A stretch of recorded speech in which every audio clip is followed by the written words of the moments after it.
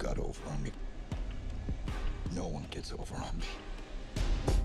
Truth be told, I was not the world's biggest fan of the original Den of Thieves. To me, it felt like a pretty lame retread of Heat, which has been done over and over and over again, albeit like all the other imitators without any of Michael Mann's style and substance. But hey, what do I know? I guess the original film was a big enough hit that they decided to do another one, so against all odds, here we are 6 years later with Den of Thieves Pantera, which no, has nothing to do with the heavy metal band. When I walked in, I have to admit I was not expecting all that much, but I was pleasantly surprised by how much I enjoyed this slick sequel, which to me had a unique Euro-style vibe that felt fresh in a way its predecessor didn't. So after his life is ruined in the wake of his own reckless behavior, Los Angeles Sheriff's Department cop Nick O'Brien, once again played by Gerard Butler, heads to Antwerp to track down his former foe, Donnie Wilson, played by O'Shea Jackson Jr. However, instead of revenge, Nick wants to cash in and join forces with Donnie in order to rob the World Diamond Center. So this one is set in Belgium, and it revolves around O'Shea Jackson Jr.'s Donnie building a European crew to rip off the Antwerp Diamond Center, which is something that actually happened back in 2003 and influenced writer-director Christian Gudegast, who returns to the original film. I have to say, Gudegast actually does a good job making this a more grounded heist film than usual, with him avoiding all the over-the-top elements one might expect in the wake of the Fast saga, which, I'll admit, I thought this movie was going to probably rip off after having seen the first trailer, as there's more than a few similarities, notably how Gerard Butler's character figures into the plot. See, in the first movie, Butler's Nick O'Brien was such a comically over-the-top, hyper-macho protagonist that the movie was hard to take seriously at times. He came off as almost cartoonish. Yet in the sequel, they show that his insane behavior actually had some real consequences, with it costing him his job and his family, which felt like a nice touch of realism, with his wife filing for divorce and taking the kids. Thus, the movie now has him throw his lot in with Donnie and his gang, opting to help them pull off their heist for a cut that will set him up for life. Now, Den of Thieves Pantera definitely isn't perfect, with the biggest flaw in the movie being how quickly Jackson's Donnie buys Nick's story and cuts him into the gang.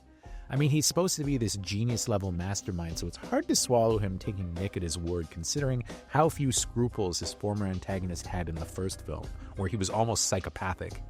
Yet it does give Butler and Jackson the chance to build up some buddy movie chemistry, which, coupled with the European locale, helps make the sequel a lot more fun than the original.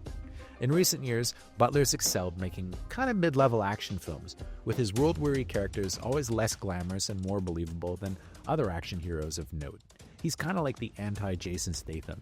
In Gerard Butler movies, you never know if he's going to come out on top in a fight, but hey, you're rooting for him the whole way. He feels like kind of a real guy. Oddly enough, in Den of Thieves Pantera, despite now being a crook, he's more sympathetic than he was in the first film when he was a good guy, technically. Basically, he's a guy who's dealing with the consequences of his choices, and Butler plays him with just the right amount of machismo and humor. By comparison, Jackson has a bit less to work with, but seems to be having a ball in his buddy-buddy scenes with Butler, and is convincing as the brains behind the heist, with him soft-spoken and cerebral compared to the ultra-testosterone-fueled Nick. Well, just like the original, Den of Thieves 2 is way too long, with it running close to 2.5 hours. The pacing is tighter thanks mostly to the fact that it's a lot more focused than the original film was. In Den of Thieves, Gudegast, in trying to pay homage to Mann, spent way too much time on too many uninteresting side characters in order to give them pathos. He doesn't get caught up in that trap here, with Butler and or Jackson rarely off-screen, which benefits the film in a huge way. It all builds up to a climatic heist sequence that's punctuated by a very nifty car chase / shootout that's, I have to say, pretty well executed, even if the movie ends on a note that most action connoisseurs probably already have figured out just based on the trailers alone.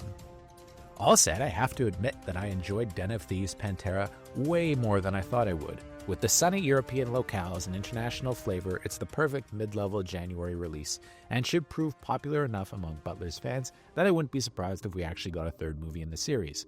Butler is very consistent, and he's always worth watching, and hey, I liked him a lot in Den of Thieves too. It's surprisingly fun. I give this one a 7 out of 10, so hey, even if you didn't like the first film, and I really didn't, you might want to give the sequel a try. It's pretty good.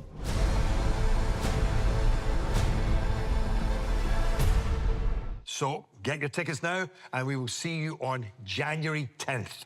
Thank you for clicking on our video, everybody. If you like what you saw here, please make sure you like the video and subscribe and share with your friends who like this sort of content. JoBlo remains an independent company, and we appreciate all of your support.